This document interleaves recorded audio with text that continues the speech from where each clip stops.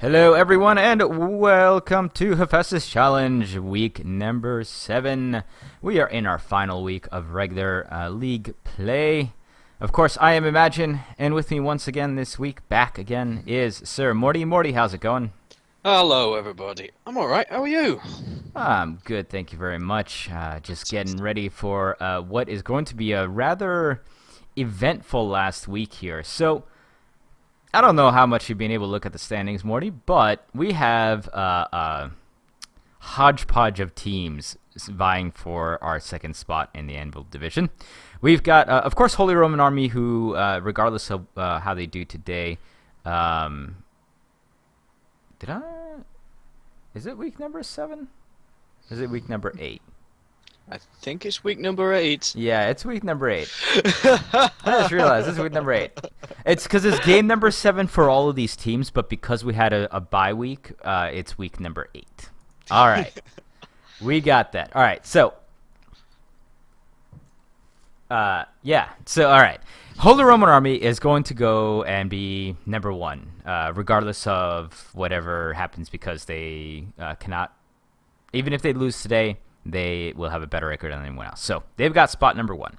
But spot number 2 has right now 3 teams vying for competition. It's got Cake, Zill's Merrymen, Sky Invading Rhinos. Now, here's what's going to happen today, guys. Starting off will be matches is Cake versus BFS, Sky Invading Rhinos versus Merrymen, Sacrilege versus Holy Roman Army, and the Art of Warfare and Mad Harriers will play in our cross-division matchup. But it's those first 2 matches today which will determine the second slot. So here's the scenario. In order for Cake to move on and be seeded into the gold playoffs, they need to win, and they need Sky Invading Rhinos to either lose or tie.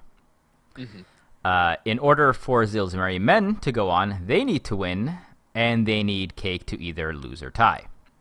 Okay. Sky Invading Rhinos, they just need to win.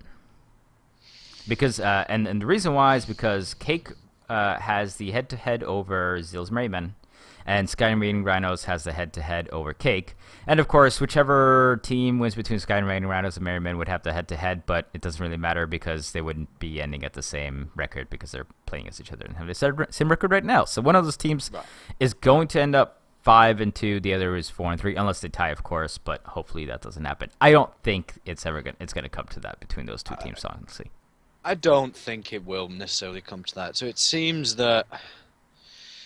And I have a feeling that Cake won't have... Well, it doesn't want that to happen either because they basically have to win as well. So both Cake and Merry Men actually having to win, a tie will not do them any good unless the other game goes to tie as well. In which case we get into this huge thing about different tiebreakers and kills per game and deaths per game. But I have a feeling neither of these matches are going to go there. No, I don't think so. So listening to you there, it sounds like out of all of them, Cake have this slightly shorter end of the stick than anyone else. They need to win, and they need to make sure that their competition in this lose their games. Well, so to hope. It's the same, but it's the same deal with the Merrymen. So both Merrymen and Cake both need to win and have the other team lose.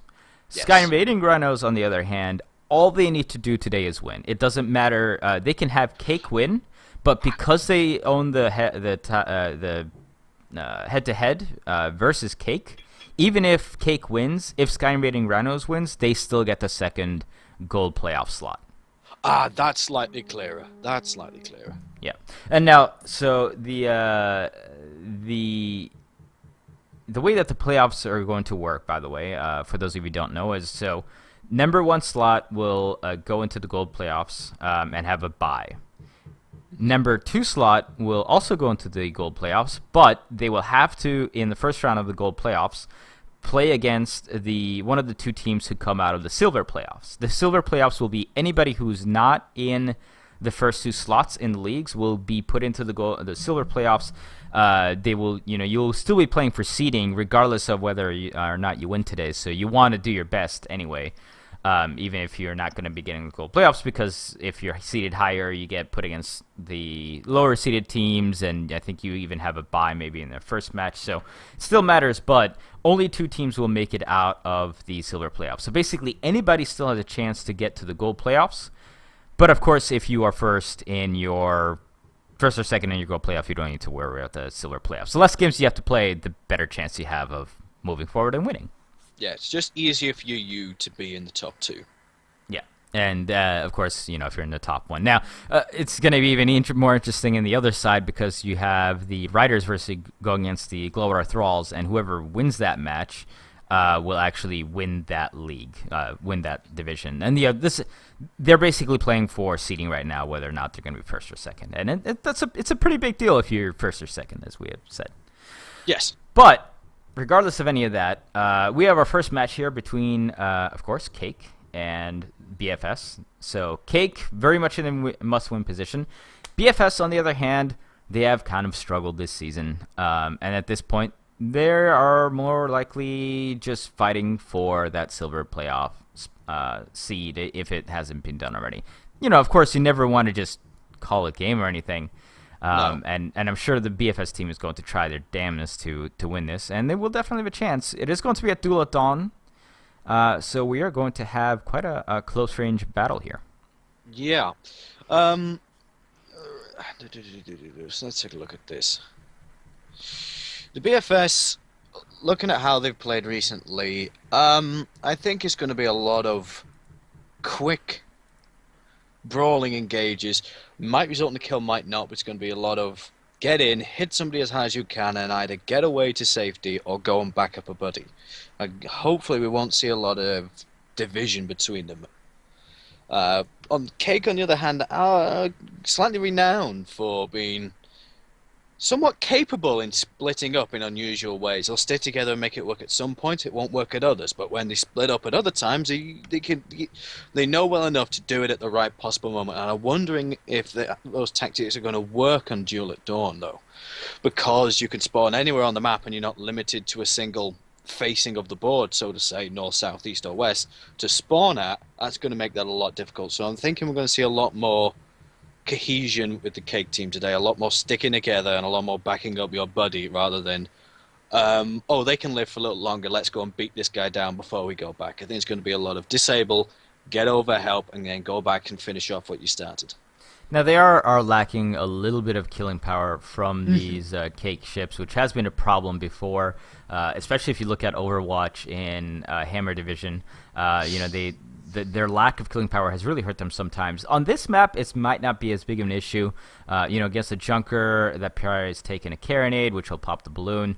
The Goldfish with its watch is also extremely effective against the Junker, so there's definitely a lot of possibilities there, especially on a map with a lot of terrain and small close range fights as we do have on Duel at Dawn. So we'll see how it goes, but there is a definite lack of complete killing potential coming in from Cake's side, which Blackfight Squadron definitely has. So we'll see how it ends up turning out.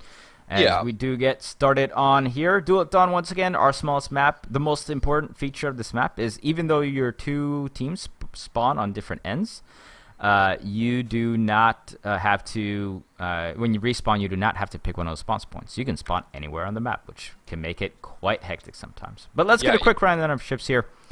On the Occam's Razor, that is Nietzsche's Mustache. He's the captain. It's got a Watcha up front with a carronade on one side and a flamethrower on the other. And on the Nancy Whiskey, we've got a carronade, flamethrower with a flak and another carronade on the side. What's on the blue team?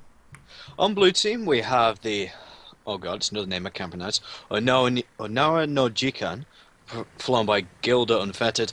He has a mine launcher front, gap mortar on starboard side, and carronade Artemis on port side. A lot of disabling power and a lot of short-range kill power.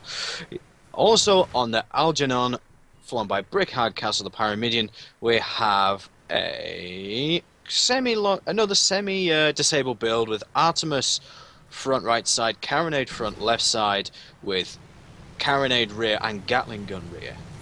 Yeah, so quite an interesting loadout. I haven't really seen a carronade Artemis before. I mean, it will help disabling the the front gun of the Goldfish, so I can definitely see that. But I almost feel like having it on both of these ships, on having a carronade Artemis on both of these ships, is a little bit of an overkill for just that single heavy gun on the Goldfish. Well, it can be very damning. It also can be very useful at taking out the carronades on on the cake ships. That's so true.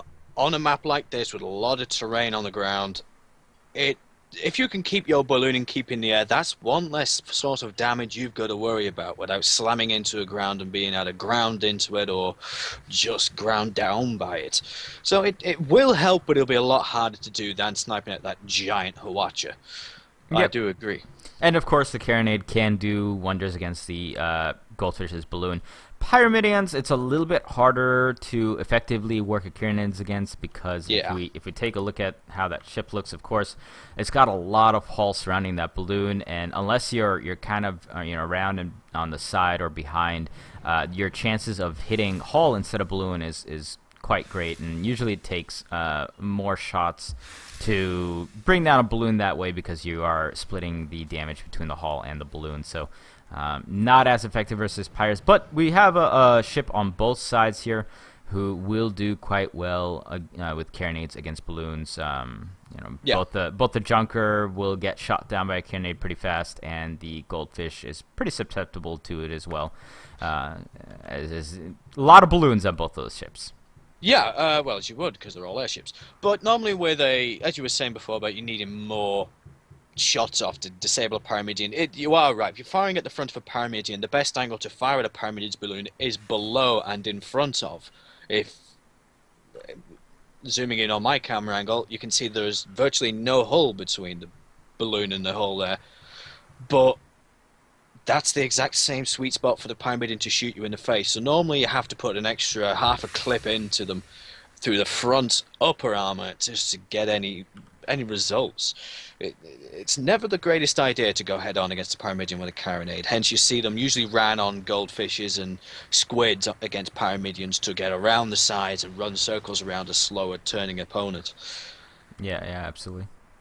All right, so we are getting a little bit of a feeling out here. Neither of these teams really want to take the first big risky move, and it's not something we see that often on this map. Usually it's small enough to where both of these ships kind of just end up colliding.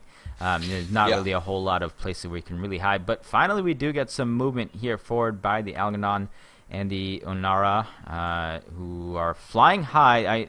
Really, the problem right now is that one of these teams is flying high and the other team is flying really low, and as you can tell, there is quite a lot of bit of clouds on this map, and that's going to make it pretty hard to spot each other when you're on different levels.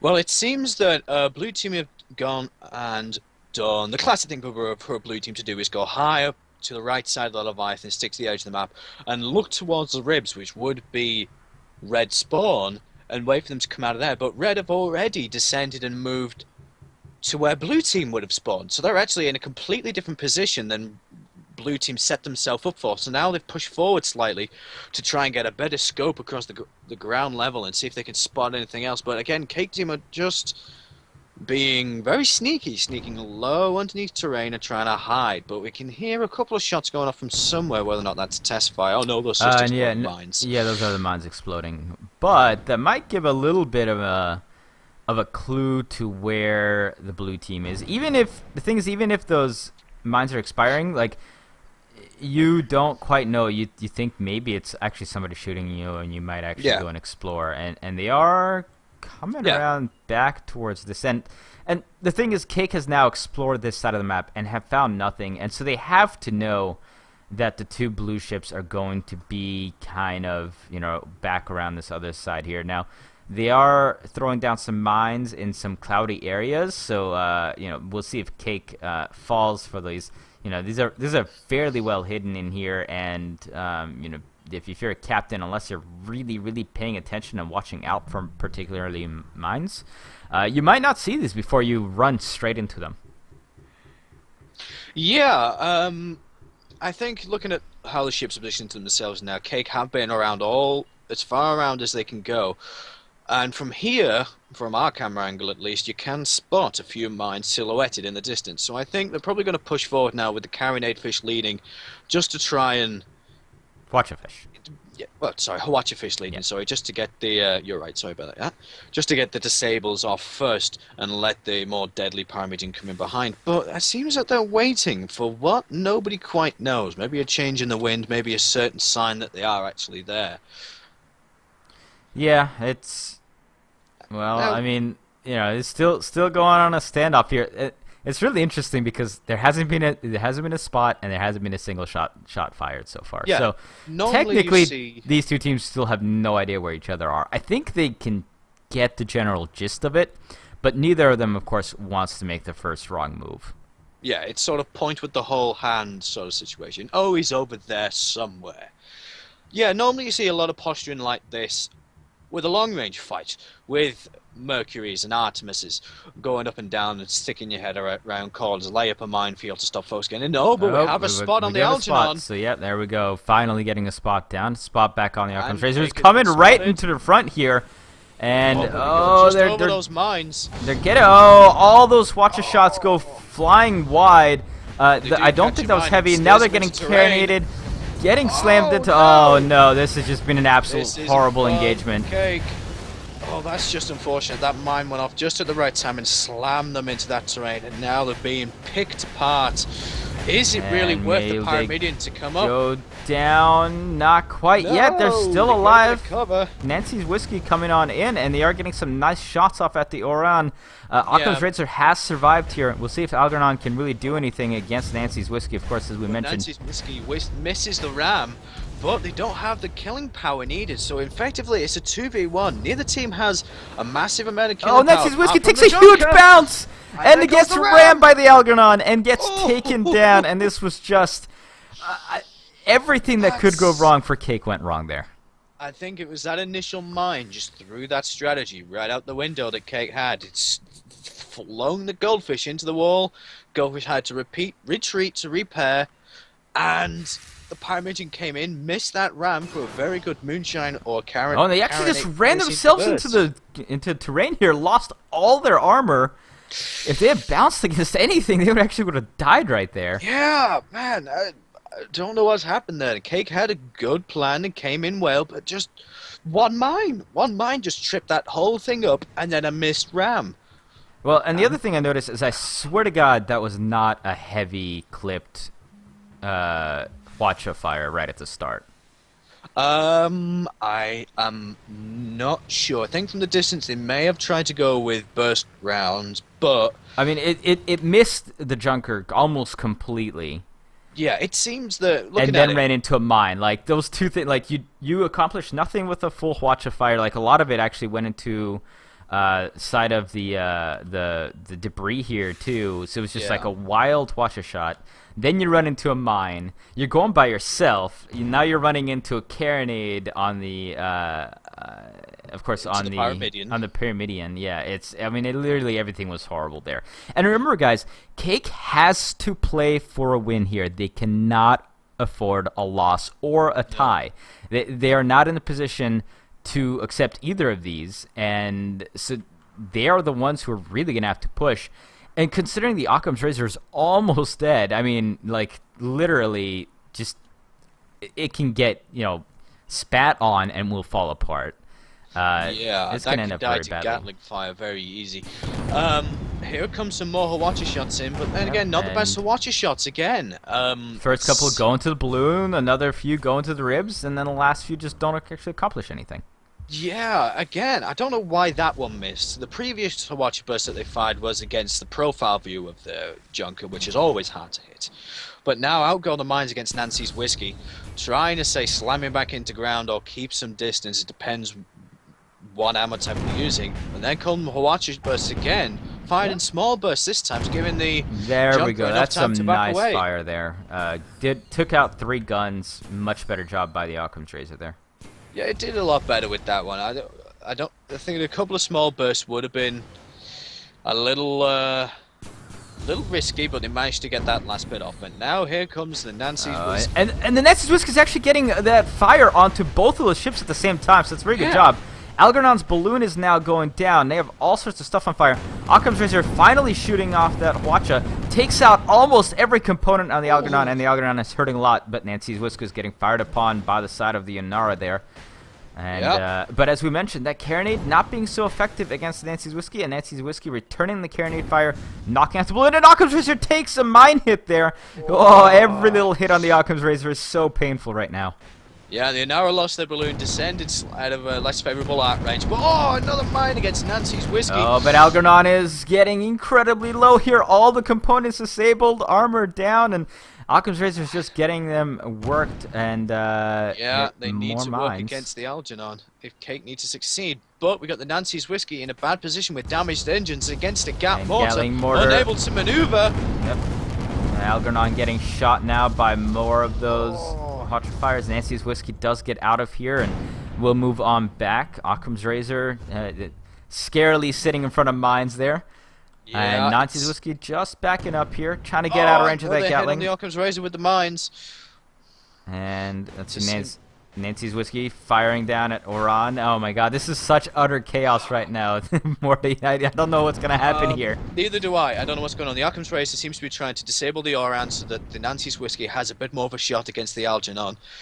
I think the Nancy's Whiskey could win against the Algernon in this circumstance, being so close range, but the Onaras just lost their arcs and are coming back, dodged the arcs with the Occam's Razor and are coming back round to deliver probably a punishing series of mines and mortar fire against the Nancy's Whiskey. Nancy's Whiskey is charging on fourth, and you basically can't hit them with a mine right now. They're getting a small bump there on the Algernon. On their own, and they do take down the Algernon.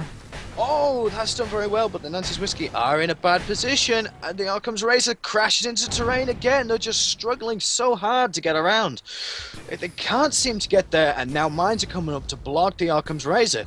And the longer this takes for the Onara, the better it is for BFS team, as they will be able to get... Yep, Algernon spawns there's Algernon right in. Although, Nancy's Whiskey is right behind him. However, they really have to watch out here, as that Oran can do a lot of damage to him, and now the Algernon... Nancy's Whiskey exchanging fire. Nancy's Whiskey has already taken permanent damage. The Occam's Razor coming in the rear. They're gonna try. Who they're gonna try and hit? They're going after the Oran, and they do take out a lot of guns there. So that's a great job by Occam's Razor. Occam's Razor now going very well there, past the Algernon. Yep. But it seems like the Onara now is trying to get their mods in range, but good dodge by the Occam's Razor, trying to get a bit of space out of it. It seems like the Algernon is in a slightly bad place, being stuck on broadside, but here the comes the Gatling on Nancy's Whiskey, and I think that Hwacha takes out the guns. Yep.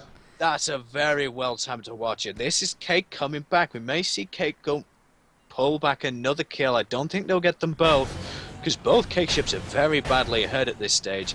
But if Cake can keep that killing side of the Onara disabled, then they might just have a chance to take down the Algernon. Yeah, Algernon's hull with the flamer and the ram coming in, continuing on with more little bumps, taking down more and more damage. Algernon also disabled, so is the Nara. This disabling thing is working out wonders for them, even though they're lacking a little bit of that killing power. Armor now, no, it's considered the end of the Occam's Razor. Nope, not quite. They get a nice Hwacha barrage, knocks out every single gun on the Onara. Oh, it seems that they've got their act together. Now down goes the Algernon's hull again. They're ground out, burning. Seems like a very unfortunate space for Algernon to be in, and Nancy's Whiskey just trying to come in and finish them off. But Occam's Razor have been pushed around to a funny arc where I don't think they'll be able to get enough shots off before their hull goes down. This could be very dangerous for down, them. And there it goes! And that's it. I think even a Gatling killed there. That's how low they were. So that is an advantage, but the Algernon might just go down here once more. His armor is down. Yes, they do. There goes the Algernon. This very nice comeback from Cake. It's not a comeback in the traditionalist sense, but they put up a very, very good scrap, some good disabling. If the Occam's Razor had just a little more hull integrity, they could have probably survived that Gatling fire. Yep. It's just the way the cookie crumbles with that one. But the Occam's Razor's now back at full strength, but they're going to end up turning their back to. They do not get the Watcher disabled though, and unfortunately, the Watcher, however, doesn't accomplish too much. All things considered, it knocked out a single gun there. I think it was a Carronade that knocked out. Yeah, but here comes the Algernon coming up behind the Occam's Razor. They know who their most dangerous target is now with that previous set of disabling. Yep, and so Algernon and Oron now shooting off the Occam's Razor. However, Nancy's Whiskey is getting into the Algernon's face once again. So just devolving back into this 1v1 situation. Oh, nice! Oh, nice! Mine. And Occam's Razor is down with his haul. Will any killing shots connect? No. They're not on the brawly side of the Junker, so that was the one saving grace. That mortar was pointed in the exact opposite direction, but you have sustained Artemis fire on that Hwacha. I don't think they're after killing the Occam's Razor, more just delaying them until they can get back and beat the snot out of them. But here comes a quick turn, and we're going to see a few mortar rounds go into the Occam's Razor before they can get a Hwacha shot off. We don't know. It seems that they are. Seems that they're doing just well enough to get out of arc. Oh, nice! Watch barrage there. That takes out almost all the guns and a engine. Let's see what's going on the other side here between the Algernon and the Nancy Whiskey. These two ships are just kind of going at each other. Algernon getting the best of it this time around, as it is getting more of the disables that that Flamethrower really hasn't seemed to come into play much here, as I think it's been down for most of this part. Yeah, and Nancy's Whiskey's very low on balloon, lost their Carronade again. It seems out of this fight, the Algernon have got the upper hand, and they know it. They're just pouring on the pressure as hard as they can, taking out engines and balloons left and right. But the balloon refuses to go down. They do have an engine. And the Algernon just turned for some reason. They just faced away from the Nancy's Whiskey for some reason. I have no idea why that was. I don't know. Maybe they caught the trade winds off the edge of the map. Maybe it was just a slight lapse of time. You're right. There is probably wind going on there, and that actually could hurt them extremely here, as that allowed the Nancy Whiskey to continue on coming in. Yeah, but now we've got the Inara trying to make a beeline towards the Algernon, hoping to try and put the ribs between them and the Occam's Razor and come in and support their ally. Nancy's Whiskey takes a huge bounce as that that balloon did go down, and they are just getting ground along here, so they're losing a lot there. This is not going to go very well for them until they can rally, but they're not going to rally in time as the Junker is headed in faster than their ally. Yeah, the Onara has actually disengaged a little bit from the Occams there, and they're also trying to assist, so that's a good call there by the BFS team, as these two ships are still going at it. Yes, a good call and good outmaneuvering against the Occam's Razor. They've come up on a high over, and down goes Nancy's hull again. But he's got back. And another mine goes down on Occam's Razor, turning it all the way around, and that's going to continue to disable any sort of arcs. No more permanent damage comes down on Nancy's Whiskey, even though both of its balloon and armor were down for a while. And this is kind of the problem on both these teams. Both of them lack that killing power, and in fact, the BFS team kind of lacks any piercing power too, if you really think about it. They do like. Oh, the two red ships actually collide there. Occam's Racers get his armor taken down, taking permanent damage from those Artemis fires. They do get a Watcher shot down onto the Algernon, disabling every single thing on that ship. Well, that's what the Nancy's Whiskey needed. They needed that respite, but now they've got the now I know J-Can. They got him dead to rights, actually. They've got the balloon down of the Inara. Inara bounced along the side of the rib here, and now they're actually going to bounce along the side, and they're getting flamethrowered as well. If there was a ram there, Inara would have actually probably just gotten dead. They have instead everything lit on fire. Algernon is slowly getting their stuff up, but there's a lot of flames on the Inara currently. I think we've got some more ideal duels now. The Algernon and the Occam's Razor can duel as much as they like, as long as the Occam's Razor getting keep that disabled. Slammed down into the ground, losing such a large amount of damage, and down he goes. That's very well done, but now the Nancy's Whiskey needs to come in and deliver that killing blow before the Inara can respawn. Occam's Razor can't get any lower as they're grinding against the ship. So we gotta hope that they can reposition or try and belly flop them as they are. And here comes the Flamers coming into the Algernon and knocking out the balloon, and that's gonna ride him further into the ground. And Occam's Razor tries to butt slam down on him, misses for the most part. Yeah, I don't know why you try and do that when you just leave the Nancy's Whiskey to press them into the side of into the hull of the battleship. That would have seemed a better idea to me. But really, did it matter there? No. Not one bit. Very well done for Keg. Nice comeback for the start. They got the longest time they had the the evenly matched duels, one disabling the other and getting the upper hand over the other over and over and over again. And as soon as they changed targets, the Pyramidion went after the Junker and the Goldfish went after the Pyramidion, the balance of the game changed. The Goldfish could disable the Pyramidion, allowing the Cake's Pyramidion to just beat the weaker, more easily damaged by Carronade balloon into the ground. And the interesting part about that is that really the Onara coming into that fight is what allowed that switch to happen. As long as they were actually sitting around with the Goldfish, it was actually kind of going BFS's way, and as far as the fight between the Algernon and the Nancy's Whiskey. If Onara hadn't come to try to support, the Cake team never would have been able to make that switch. So that was almost one of those movements where they kind of did it to themselves. And the Algernon actually runs into a friendly mine that was sitting over here. Thankfully, no big amount of damage being done, but yeah, the positioning of BFS there is what made that switch possible. However, looking at this now, Cake is still at fairly low health, so this can still really go either way. If the BFS team can pick up, a kill or two off these half-health ships. Yeah, way we've seen Cake brawl today, that seems slightly unlikely that they're going to have a good fight to get into that, as they're not as weak as they were before. And a Gatling shot isn't going to take out the Goldfish, for example, but I think we're going to see a lot more hard press against one target. Leave, say, the Pyramidion to be a pain in the backside. They can't do that much immediate kill power as long as you're not against the ground and try and disable that disabling Watcher. And then turn against the Pyra, maybe. Yeah, the Occam's Razor has to be careful here as his mine's going down. The Watcher on it got taken out a little bit there, and they do get that back up. Occam's Razor is now going to try to raise on up here. Looks like they're actually going to go for the the Onara. And the Algernon is going to just fly on through, and Nancy's Whiskey doing its best to evade.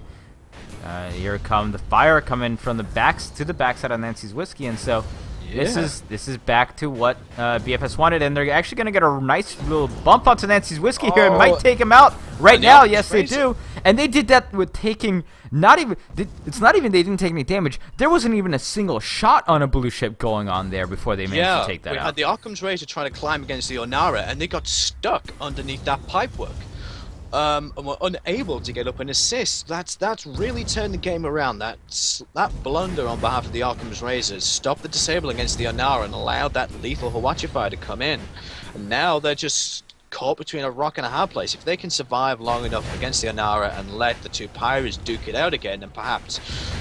there's a lot of mines right down below you. Nancy's Whiskey, actually, it's actually funny. That explosion went onto the Algernon as well, but Nancy's Whiskey armor is already gone and has taken half health. And this is a ship that literally just came back in. Now, Occam's Razor has turned on the Algernon, getting some nice disables, but Onara still following Nancy's Whiskey, and that was a huge mine hit there on the Nancy's Whiskey. Even though it hurt Algernon, half damage to Nancy's Whiskey already. Balloon is down. Taking more shots here. Algernon is kind of turned into bad position though, facing against the Watchers here. They're swinging against the Watchers, but the Onara is just able to go free reign against the Occam's Razor. They can free reign against both of these ships to death. Yeah, it seems. And Nancy's Whiskey is getting whittled down. I mean, Cake only needs one kill, so I understand them focusing on this one ship. But this has allowed the Onara, and another mine hit actually, I think, on the Occam's Razor there will knock him down. Balloon goes down. Took that balloon again. And this is not over, guys. This is actually incredibly close here. Either team can win. Yeah, either team can win this, and it seems Cake are just on the end of some bad positioning here. It doesn't seem like they've been able to get any synchronized fire at the moment, but the Nancy's Whiskey now got the drop on the Algernon as long as they can keep their front guns alive. Yeah, and they get that flamer down, but Algernon has actually done a great job of Kenspring. Nothing got lit on fire that entire time, and now they're banging the Nancy's Whiskey around the side here. Balloon on the Whiskey down. Where you want to be. Occam's Razor in the meantime is going on against the Onara. Not sure what the exchange there is, and Nancy's Whiskey goes down, and BFS might actually be able to pull this back down 4-2 or 4-3. I think it's 4-2. Down 4-2. it was down 4-2, and then it came back 4-4, and now it's the time where the Occam's And Razor now has comes this- Razor. Oh, Armor no. is down. Will they manage to get that nice Oh, Watcher and fire there? But mine. oh, mine shot and Oh. the ram, and that does it. BFS comes back to take it down. And this is guys, why you never say die in this game. You never know when you can finish it off with a kill and a comeback there. That was masterful final set of engagements there by BFS. Everything went their way. A lot of things went their way. Cake, though, I can't sing Cake's praises highly enough this week. They've done very, very, very well. Some intelligent ship builds, some good positioning, some good scraps, good finishing, knowing their target priority. But it was that last two engagements.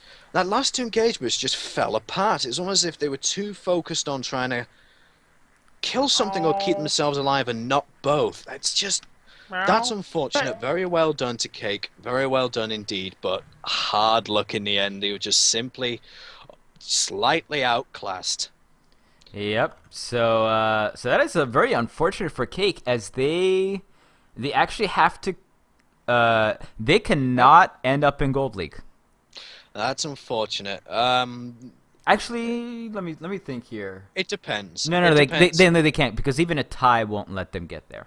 Yeah, what happens if each one of these guys loses? If, say, instead of 4-3 for everybody, it's 4-4. Hang on a minute. But you can't, because Azil's Merry Men and Sky Invading Rhinos are facing against each other. Yeah, I was about to say. So one of those, unless there's a tie, one of those will end up in a 5-2. If it's a tie, though, then they still have less losses than Cake. And so, Yes. yeah, Cake after coming out and basically surprising everyone with their play and just romping through, they will actually be in silver playoffs. This is just how fast this league can turn. Honestly, I think Cake have done, coming up from what used to be the butt of a joke, they've come up to be a very, very good team.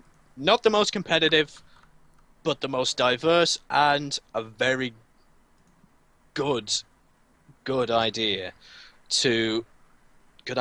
Very good showing. Very good showing indeed. And a lot of surprises, but in the end, just didn't work out. And I mean one kill just. You couldn't get any closer. You couldn't get any closer if you tried. Yeah, no, that was extremely close match, and very well fought and hard fought by the Bully Boys, of course. So great job by them on being able to pull that back out. All right, guys, so we're gonna go to a small little break here as we get ready for our next match. Of course, we do have our dual stream going on, so please go and watch that. It will be on robindan.tv/live. And apparently the writers 5-0'd Thralls. Oh, well. So that was kind of a... I didn't think that would happen. Both a couple of upsets here, quite honestly. So, and that sounded like a very quick 5-0 then. I think I was going to go at least a 3-5. Yeah, that's bloody hell. So I'm stuff have to catch the next one. Yeah, stuff is happening here, guys. All right. Regardless, do check out that dual link. We will be back for our next match here in approximately 15 minutes. Well, we'll be starting again in about 10 or so, but our next match starts in 15 minutes. Let me change that because it will start at 4:45. So do stay tuned, guys. The next match we have here between Sky Invading Rhinos and the Merry Men will determine which one of these teams will face, which will get into the gold playoffs. So do come back, do stick around, and we'll be back in just a few minutes.